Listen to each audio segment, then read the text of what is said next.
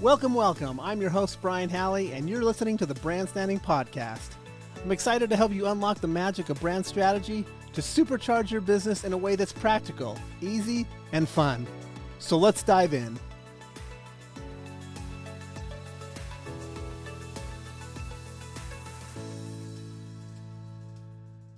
Welcome to the Brandstanding Podcast. My name is Brian Halley, and with me, as always, the wonderful co-host and astounding Emily Halley. Hi, everyone. It's good to be here.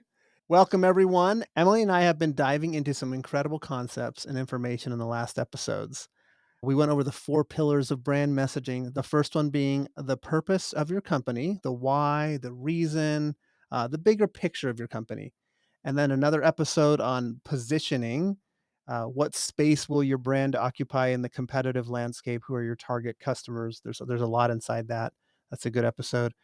We covered promise. What can your brand deliver on every time to build that trust that customers can rely on? Then we talked about personality, and we just finished 4 episodes focusing on the 12 brand archetypes, and where one of the goals was to listen to all the archetypes, match your brand's purpose, position, and promise with one of those archetypal stories. Yeah. So at this point, if you are just joining us and you have not listened to the first 11 episodes, I would say jump back there, listen to those, do all the homework assignments so that you're ready for what we're going to talk about here on this episode. Today, we're going to be talking about how to pull all that stuff together. What we've done so far probably feels like drinking from a fire hose. So we're going to slow down a little on this episode and show you how we now take that information and think through the brand strategy and evaluate whether you chose a good archetype for your brand. So, how do you know if you picked the right one, Emily? Yeah, so one of the questions that I get most often about archetypes is that people seem to have a difficult time choosing between two. Yeah. They can usually narrow them down to 2, and then they wonder, "Well, can I just do both? Can I just combine these stories and do 2?" Um, my opinion on that is no. You might be able to find people that would disagree with me, and that's fine. They're entitled to their opinion even though they're wrong. No, just kidding. Um, but I feel like it is going against the purpose of picking an archetypal story, because we pick them so that we can reduce the amount of time that it takes for a customer to understand who we are. We want to reduce the amount of marketing dollars we're spending, and we want to maximize the amount of results, right? We want that ROI on our marketing investment. And if you're trying to not only communicate one story about your brand, but 2 stories about your brand, it's just going to make it harder for your customer to understand who you are. Yeah, put yourself in the audience's position. If a company came to you Mm. with 2 stories, you, you would question, what are they wanting me to buy? What do they want me to do? And you've caused confusion and friction, and you just don't want that in your business. Yeah, exactly. So picking an archetype that works well is really important. And it's really important to not just pick one that you like, but one that lines up with who you are as a company. Yeah. So this is the process that I go through when I've chosen an archetype. And then I go back and I read through all of the brand strategy that we have developed up until that point to make sure that that archetypal story harmonizes or merges really well with all of the strategy. So this is kind of like a yes no test. If you answer yes to all of these questions, then you've picked a great archetype. If you've got some no's in there, then you might either need to make some adjustments in your strategy to better fit the archetype, or if that's not it, then you might have to pick a different archetype. So Exactly. here are the questions that we go through. So the first one is, do my company's mission and values align with the goal of the archetypal story? So remember how each archetype has a goal. For example, like the innocent is seeking paradise by trying to go back to the past, embrace traditional values, things like that. Does my mission line up with the goal of that archetype?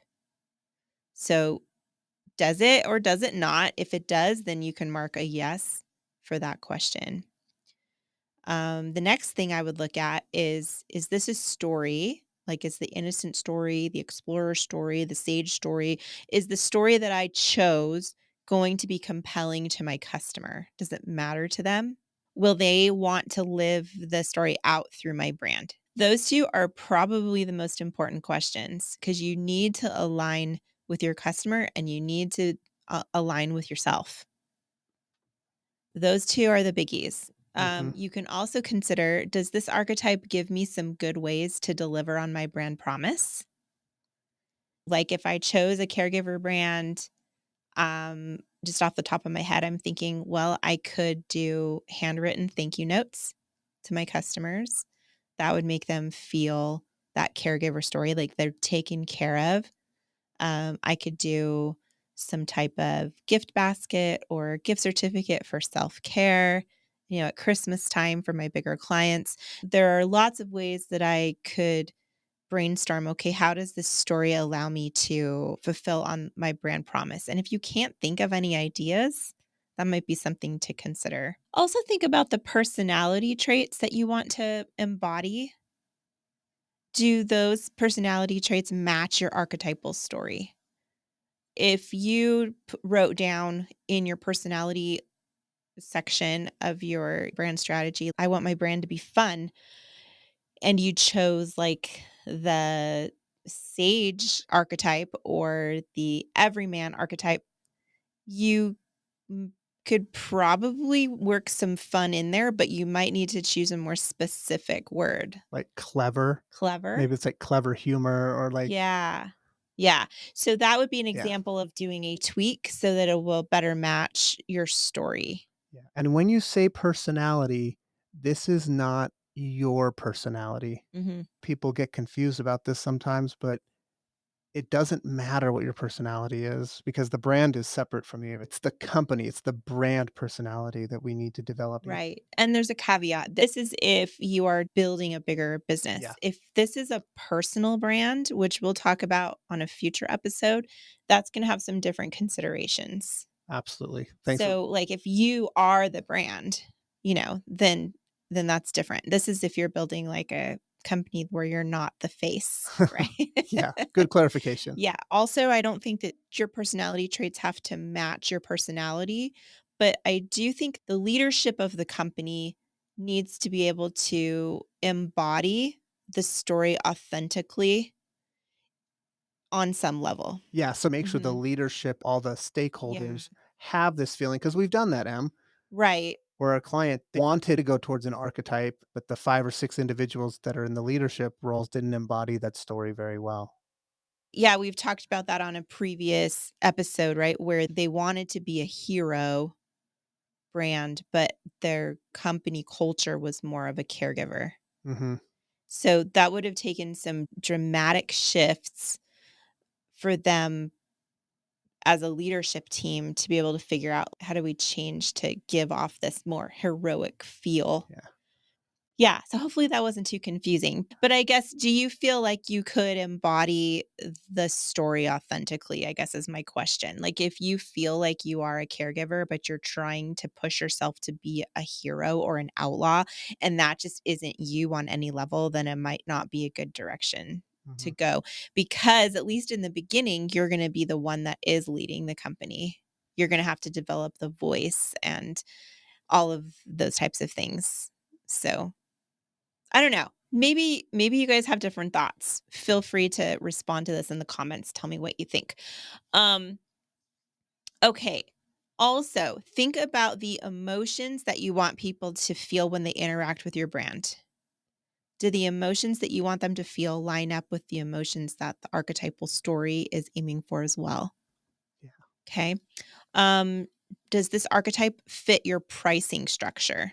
So some of the archetypes required a lower to moderate price, like the everyman, and some of them required a moderate to a higher price, like the ruler. Mhm. So, depending on which one you picked and depending on where your pricing is in relation to your competition, does it fit the story? Okay. The next one is, does the archetype fit your company culture? And we've touched on this a little bit Yeah. already, so I won't get back into it, but can your company culture revolve around this archetypal story? Yeah. So writing yes or no to Mhm. see if you've chosen a good archetype. Yes. And then is it relevant to your product or service? So have you picked something that meshes well with the product that you're offering? And does your archetype help differentiate you from your competition?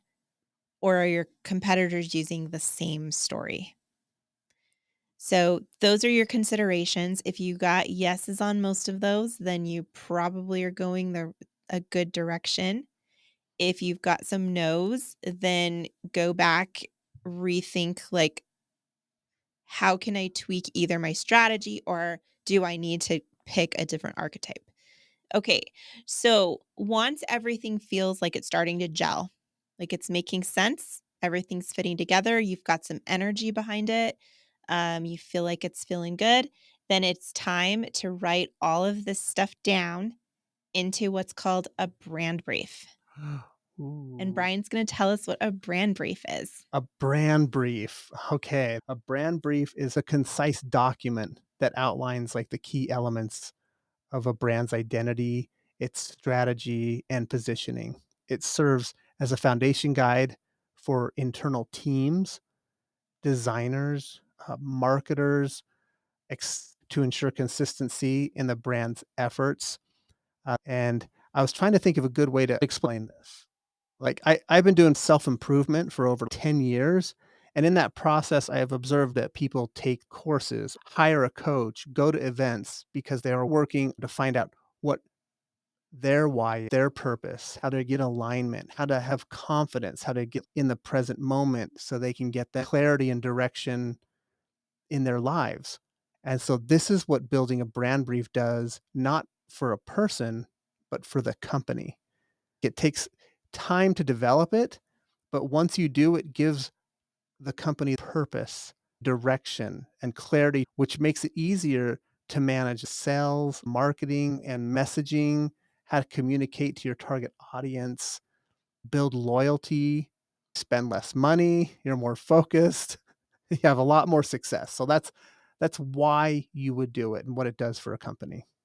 Yeah, so it really helps you know who you are as a brand, Yeah. right? So I think that's what I'm hearing you say. Like you find out your identity, your voice, like what matters to you in the same way that you would through working through personal Yeah. development. Yes, and a company needs to be able to communicate its essence to others. So it passes to your sales team, your marketing teams, your vendors, Mhm. etc.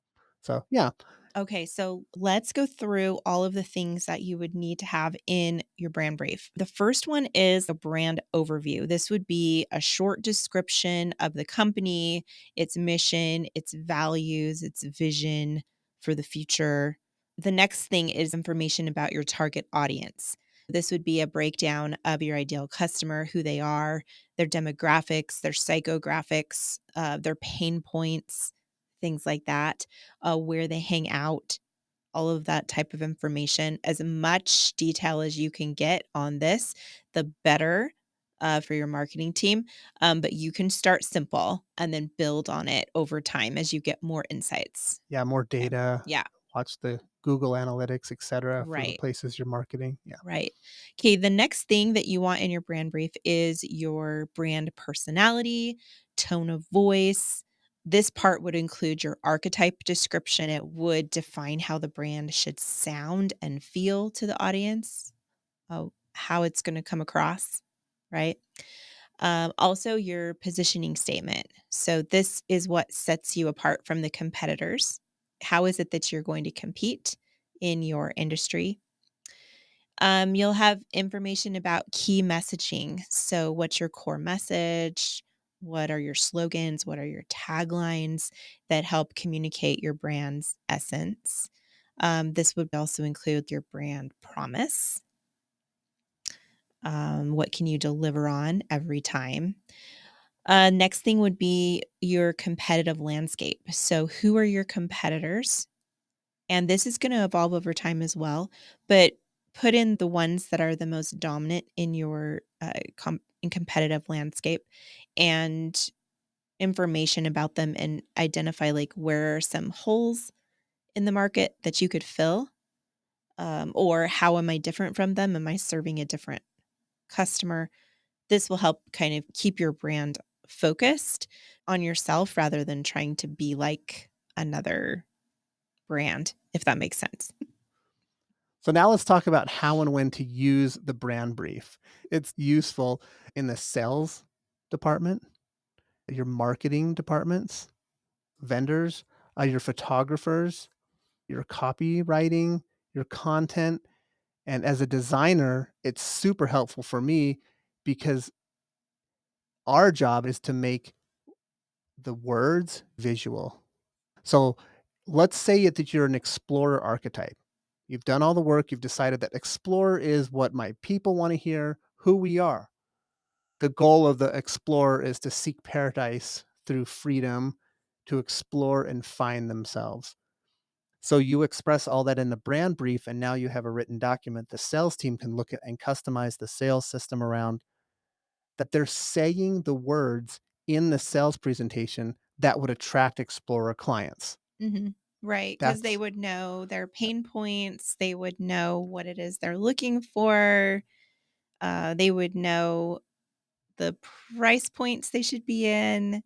All of that information is gonna help just make a perfect sales process. yeah, and without it, you're guessing, you're going in all 12 directions and hoping you're just gonna have people come in. Marketing is the same way. Yeah, marketing needs to know how to create the call to that archetypal story, right? How do I make someone want to live out this story through my brand?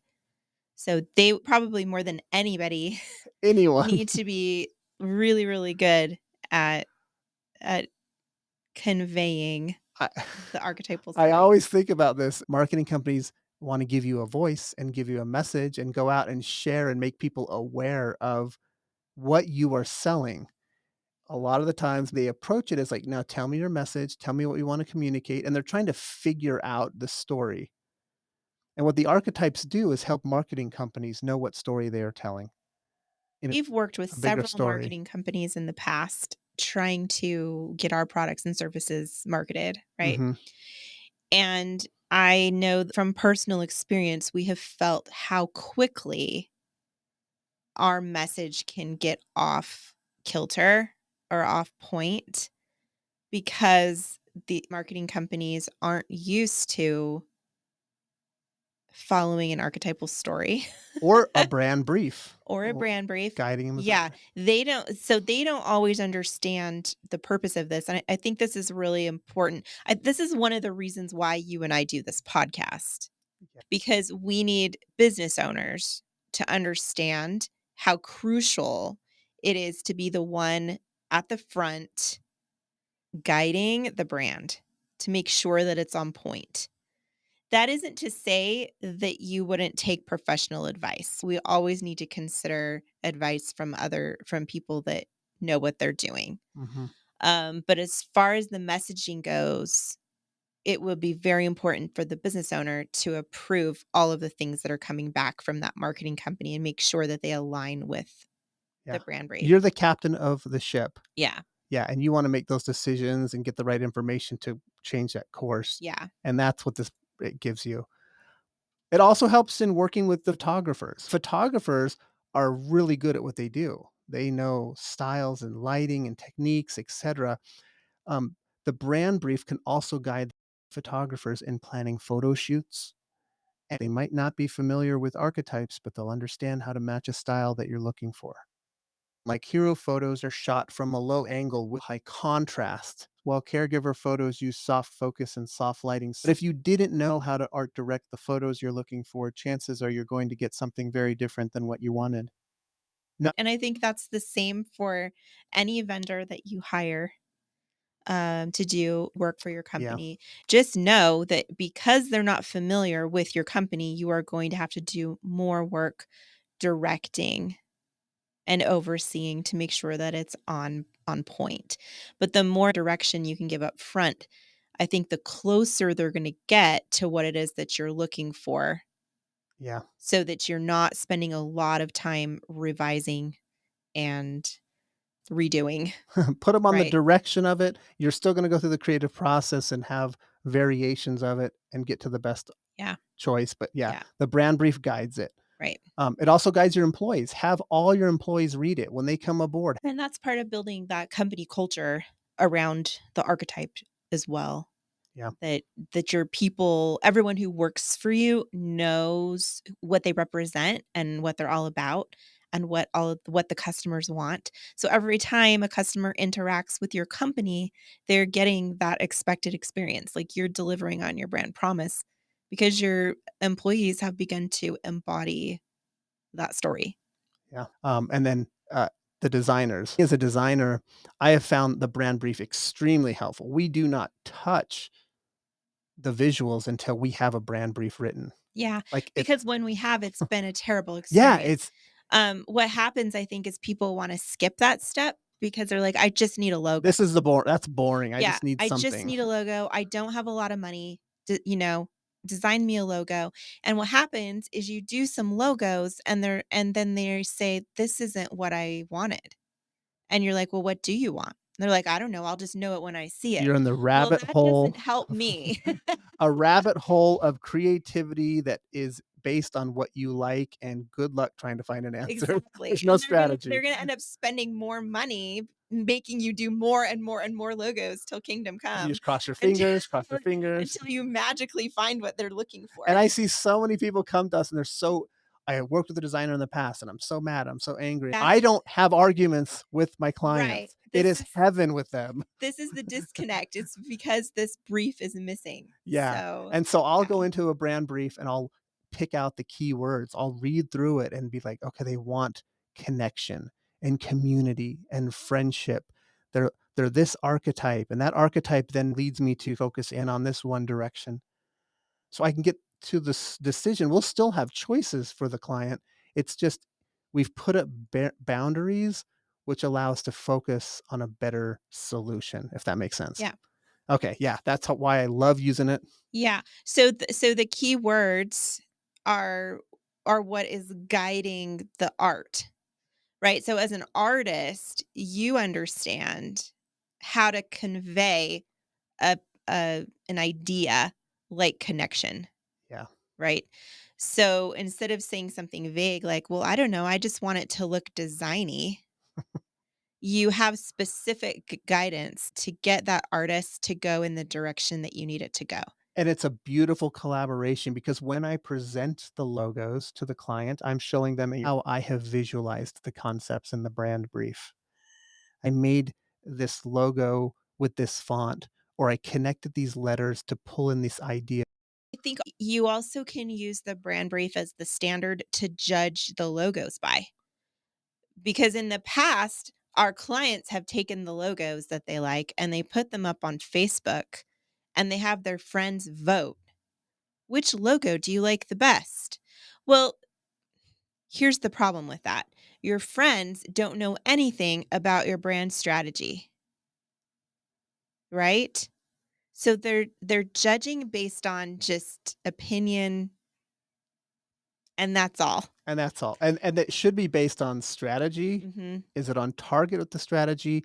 And do you like it? Right. But when you put on Facebook, you're only getting 1 out of those 3, and it's Right. like and who are those people? Right. Are Are they they your even your are audience? they your audience? Yeah. Maybe they are, but then again, it's just what they like, but you're missing the strategy part. Yeah, and there's always room for doing, focus groups like that and Mhm. getting feedback. But as the business owner, you should be the one to be making the decision as to how Yeah. much each logo aligns with what that brand strategy I is. just thought of a funny like analogy, like if you're on a cruise ship and you just let like all of your friends go up and guide the steering wheel, like Yeah. just let them just grab the steering wheel and tell them where would you like to go? What do Yeah. you like? Do you like that Ex- sunset over there, or do you like to go towards that island? It's like, yeah, exactly. no, no, you're the captain. Exactly. Yeah. So the brand brief becomes the thing that guides the art. It guides the decision making about how well the art is meeting those requirements. It also helps us know, do we need to push any of these designs further? So, but it helps us get really quickly into the right direction without wasting a whole bunch of time and money and frustration between the business owner and the designer, Excellent. right? Please let us know how we can help you in your branding journey. Let us know what your questions are. There's probably a lot that have come up in this episode. Feel free to post them, put them up, ask them. If you're finding the content helpful, please subscribe, leave us a review, or rate the podcast. This helps us reach more people trying to build their brands. Join us next week. We're going to throw in a little bonus and talk a little bit about naming your brand. Like according to those archetypes, there's always a naming strategy too. So you could choose the wrong name going in that direction. So join us next episode where we talk about naming. And until then, keep dreaming big. My name is Brian Halley. And I'm Emily Halley. Take care.